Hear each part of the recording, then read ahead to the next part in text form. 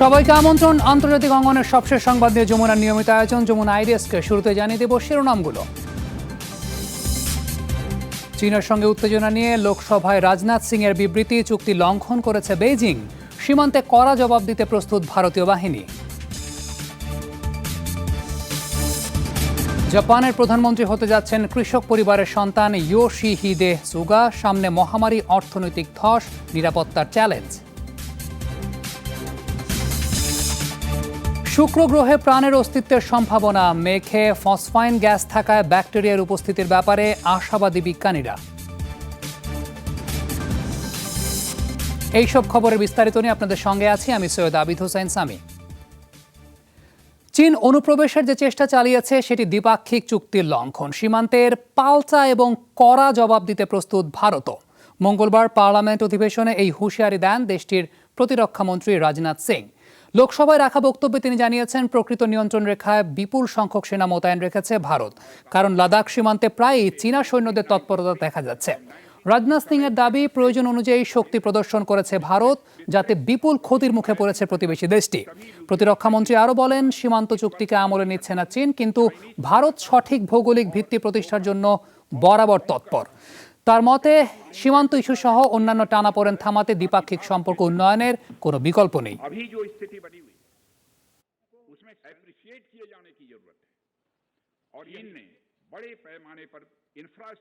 চীন की कार्रवाई के जवाब में हमारी आर्म्ड फोर्सेस ने भी চীন বর্তমান সীমান্ত রেখা না মানার কারণে লাদাখ ইস্যুতে পৌঁছানো যাচ্ছে না সমাধানে। 1960 সালে হওয়া প্রকৃত নিয়ন্ত্রণ রেখা ভারত মেনে চললেও স্পষ্ট বিধিমালা লঙ্ঘন করেছে চীন।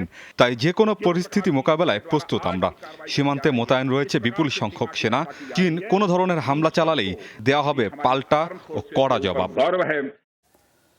এদিকে ভারতের চলতি পার্লামেন্ট অধিবেশনে উঠে এসেছে পাকিস্তানের চুক্তি লঙ্ঘনের খতিয়ান। তারা অভিযোগ করেছে, এবছরের 9 মাসেই 3186 বার নিয়ন্ত্রণ রেখায় অস্ত্রবিরতি লঙ্ঘন করেছে পাকিস্তান। তাতে বলা হয়েছে, গেল 17 বছরের হিসাবে এটা রেকর্ড। এছাড়াও জম্মু ও কাশ্মীরের লাইন অফ কন্ট্রোলেই 242 বার গুলি বিনিময় হয়েছে। 2019 সালে পুলওয়ামা হামলা, বালাকোট অভিযান এবং উপত্যকার বিশেষ সম্মান 370 নম্বর অনুচ্ছেদ অপসারণের পর থেকে সর্বোচ্চ 3168 বার সীমান্তে গোলাগুলির ঘটনা ঘটেছে। পার্লামেন্টে দাবি করা হয়েছে, লাদাখ ইস্যু মীমাংসায় চীনের সঙ্গে ভারত ব্যস্ত থাকায় সেই সুযোগে পাকিস্তান হামলা এবং অনুপ্রবেশ বাড়িয়ে দিয়েছে।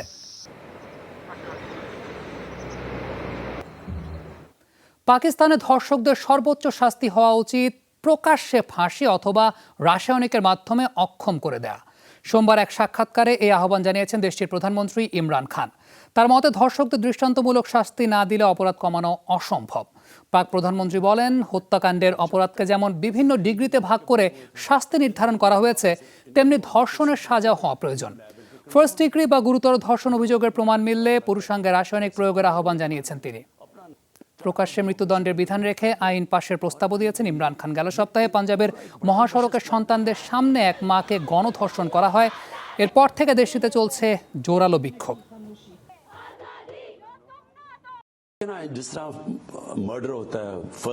হত্যাকাণ্ডের অপরাধকে যেভাবে ফার্স্ট ডিগ্রি, সেকেন্ড ডিগ্রি বা থার্ড ডিগ্রিতে ভাগ করা হয়, সেভাবেই ধর্ষকদের শাস্তি নিরূপণ হওয়া উচিত। গুরুতর ধর্ষণ কাণ্ডের জন্য রাসায়নিক প্রয়োগের মাধ্যমে খোঁজা করে দেয়া দরকার অপরাধীকে। এরপরই রাখা জরুরি প্রকাশ্য ফাঁসিতে ঝোলানোর বিধান। এই যেন রূপকথার গল্পকেও হার মানিয়েছেন জাপানের হবু প্রধানমন্ত্রী ইয়োশিহিদে সুগা। যে দেশের রাজনীতিতে বরাবরই অভিজাত পরিবারগুলোর প্রভাব, সেখানে কৃষকের সন্তান হয়েও সরকার প্রধান হতে যাচ্ছেন তিনি। মহামারী পরিস্থিতিতে বিশ্বের অন্যতম প্রধান অর্থনীতি সামলাতে হবে সাবেক এই কারখানা শ্রমিককে। ইউজাওয়া গ্রামের এক স্ট্রবেরি চাষির ঘরে জন্ম ইয়োশিহিদে সুগার। নিজেও ছিলেন কৃষিকাজে বাবার সঙ্গী। জাপানের পরবর্তী প্রধানমন্ত্রী হিসাবে তার নাম চূড়ান্ত হওয়ায় তাই উৎসবের আমেজ গ্রামটিতে। 71 বছর বয়সী সুগা তার দীর্ঘ রাজনৈতিক জীবনের সবচেয়ে বড় সুখবরটি পান সোমবার। বিপুল সমর্থন দিয়ে তাকে সরকার প্রধান হিসেবে মনোনয়ন দেয় ক্ষমতাসীন লিবারেল ডেমোক্রেটিক পার্টি। দীর্ঘদিন আড়ালে থাকা সুগার সামনে এবার সুযোগ, সামনে থেকে নেতৃত্ব দেওয়ার। জাপানের পরিবর্তন, উন্নয়ন এবং জনমানুষের জন্য যারা কাজ করতে ইচ্ছুক তাদের নিয়ে গঠিত হবে আমার নতুন মন্ত্রিসভা। উন্নয়নের জন্য সবকিছুই করব আমরা। বুধবার পার্লামেন্টে হবে জাপানের প্রধানমন্ত্রী নির্বাচনের ভোটাভুটি। দলের নিরঙ্কুশ সংখ্যাগরিষ্ঠতা থাকায় যা সুগার জন্য কেবলই আনুষ্ঠানিকতা। তাই দায়িত্ব নেওয়ার আগেই অভিনন্দন বার্তা আসছে বিভিন্ন দেশ থেকে।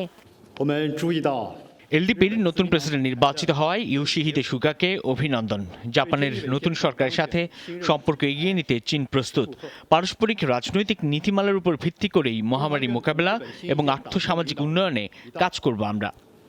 রাজনৈতিক বিশ্লেষকদের বক্তব্য, অস্থির সময়ে শিনজো আবের কাছ থেকে দায়িত্ব বুঝে নিচ্ছেন সুগা। শুরু থেকেই তাই চ্যালেঞ্জ মোকাবেলা করতে হবে তাকে।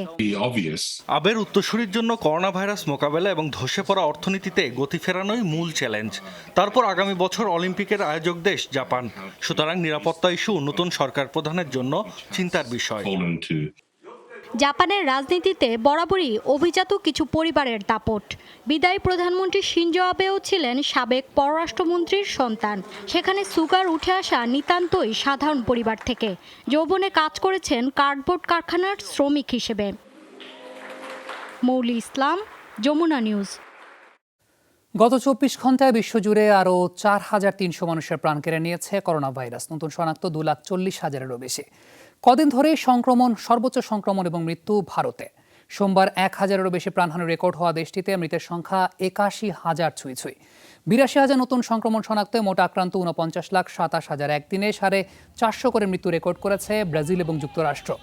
যুক্তরাষ্ট্রের মৃতের সংখ্যা বেড়ে 1,99,000-এর মতো, আক্রান্ত 67 লাখ।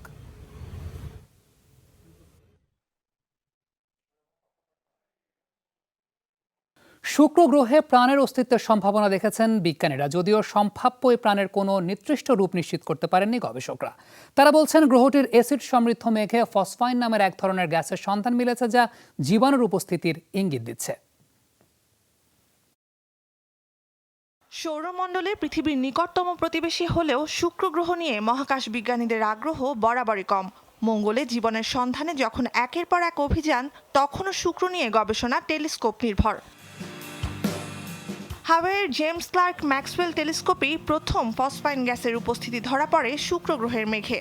পরে চিলির আতাকামা মরুভূমির টেলিস্কোপেও ধরা পড়ে একই চিত্র। আগ্নেয়গিরি, বজ্রপাত, উল্কাসহ শুক্রতে ফসফাইন উৎপন্ন হওয়ার রাসায়নিক সব সম্ভাবনা খতিয়ে দেখা হয়েছে। এর কোনোটির জন্যই এতটা ফসফাইন তৈরি হওয়া সম্ভব নয় যতটা শুক্রের বুকে রয়েছে। ফলে হয় রসায়নের এমন কোনো বিক্রিয়ায় এটি তৈরি হয়েছে যা এখনো আমরা আবিষ্কার করতে পারিনি, অথবা যেটা বেশি যৌক্তিক বলে মনে হচ্ছে, শুক্র গ্রহে প্রাণের অস্তিত্ব আছে। পৃথিবীতে ফসফাইন তৈরি হয় অক্সিজেনবিহীন পরিবেশে টিকে থাকতে সক্ষম এক ধরনের ব্যাকটেরিয়া থেকে, সাধারণত যার দেখা মেলে ধানক্ষেত, জলাবন, বর্জ্য পরিশোধনাগার, হ্রদের পলিমাটি, বিভিন্ন প্রাণীর অন্ত্রে। এ কারণেই শুক্রে প্রাণের অস্তিত্বের ব্যাপারে আশাবাদী গবেষকরা। কোন সূত্র থেকে গ্যাসটি তৈরি হলো, এখন তারই সন্ধান করছেন তারা। একথা অস্বীকার করা যাবে না যে প্রাথমিক তথ্য প্রমাণে শুক্রে প্রাণের অস্তিত্বের সম্ভাবনা অস্বাভাবিক লাগছে না, কিন্তু গ্রহটিতে প্রাণের অস্তিত্বের এই দাবি খণ্ডন করাও অসম্ভব নয়।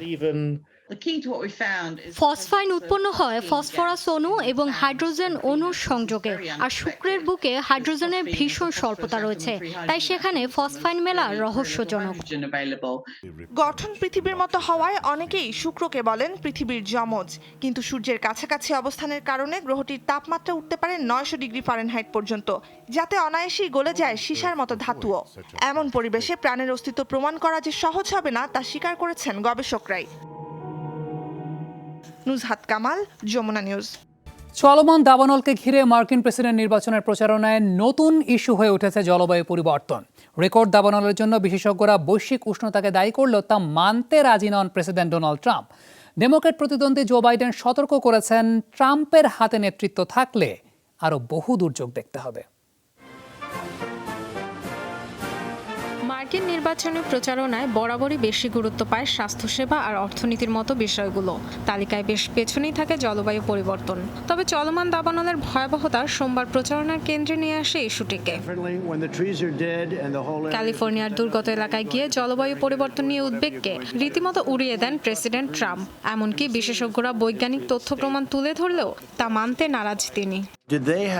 দেখবেন আবহাওয়া ঠান্ডা হয়ে আসবে, বিজ্ঞান সব বিষয়ে সঠিক জানে বলে মনে করি না। মুখোমুখি বৈঠকেই প্রেসিডেন্টের বক্তব্যে দ্বিমত প্রকাশ করেন ক্যালিফোর্নিয়ার গভর্নর। বন ব্যবস্থাপনায় গাফিলতি ছিল, এটা স্বীকার করছি, এবং এটা দশকের পর দশক ধরেই হয়েছে। তবে আবহাওয়া পরিবর্তনের বিষয়টি বিজ্ঞান দ্বারা পরীক্ষিত। উষ্ণতা আর শুষ্কতা যে বাড়ছে তার প্রমাণ রয়েছে। খরায় 163 মিলিয়ন গাছ নষ্ট হয়েছে। দাবানলে বিপুল প্রাণহানি আর ক্ষয়ক্ষতির পরও স্থানীয় সরকারের উপর দায় চাপানোয় ট্রাম্পের কড়া সমালোচনা করেন ডেমোক্র্যাট প্রতিদ্বন্দ্বী জো বাইডেন। জলবায়ু সংকট মোকাবেলায় গুরুত্ব না দেয়াতেই এই পরিস্থিতি বলে অভিযোগ করেন তিনি। তিনি আরেক দফা ক্ষমতায় এলে এমন প্রাকৃতিক দুর্যোগ আরো বহুবার দেখতে হবে। আমাদের এমন একজন প্রেসিডেন্ট দরকার যিনি বিজ্ঞানের প্রতি শ্রদ্ধাশীল, যিনি বুঝবেন যে জলবায়ু পরিবর্তনের প্রভাব ইতিমধ্যেই দেখা যাচ্ছে।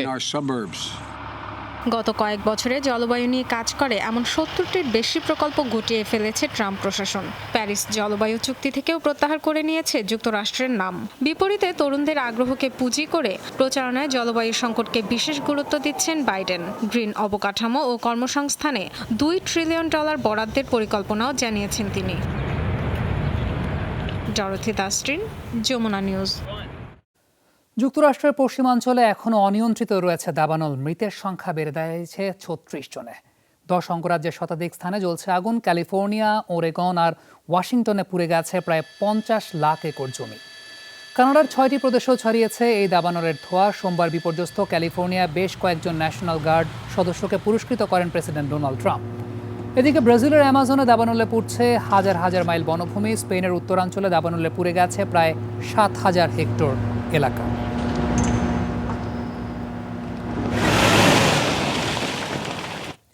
জার্মানির পর ফ্রান্স আর সুইডেনের গবেষণাগারেও অ্যালেক্সে নাভালনির শরীরে বিষ প্রয়োগের প্রমাণ মিলেছে। যদিও মস্কোর দাবি, বিরোধী নেতাকে হাতিয়ার বানিয়ে রাশিয়ার উপর নিষেধাজ্ঞা বাড়াতে চাইছে পশ্চিমারা।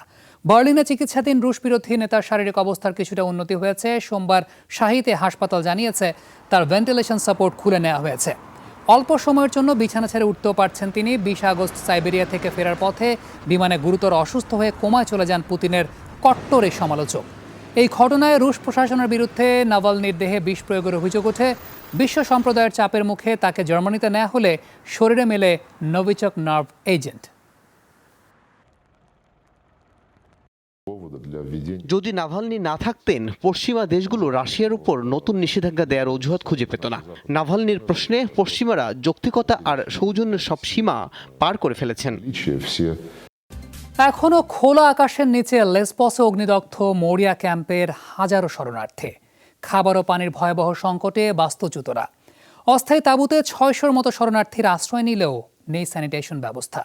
খাবারের জন্য পোহাতে হচ্ছে ভোগান্তি। প্রায় 400 অভিভাবকহীন শিশুকে নিয়ে যাওয়া হয়েছে গ্রিসের মূল ভূখণ্ডে। ইউরোপীয় কমিশনের তরফ থেকে নতুন ক্যাম্প তৈরির প্রস্তাব দিলেও আপত্তি শরণার্থীদের। তারা ক্যাম্পে বন্দিজীবন থেকে মুক্তি চান। গেল সপ্তাহে ভয়াবহ অগ্নিকাণ্ডে পুড়ে যায় ইউরোপের সবচেয়ে বড় শরণার্থী ক্যাম্প। আশ্রয় হারান প্রায় 13,000 মানুষ। ফিনল্যান্ডের রাতের আকাশে দেখা মিলল নর্দার্ন লাইটস খ্যাত অপরূপ মেরুপ্রভার। সোমবার আর্কটিকের ল্যাপল্যান্ড অঞ্চলে কয়েক ঘন্টা ধরে চলে উজ্জ্বল নীলচে সবুজ আলোর খেলা।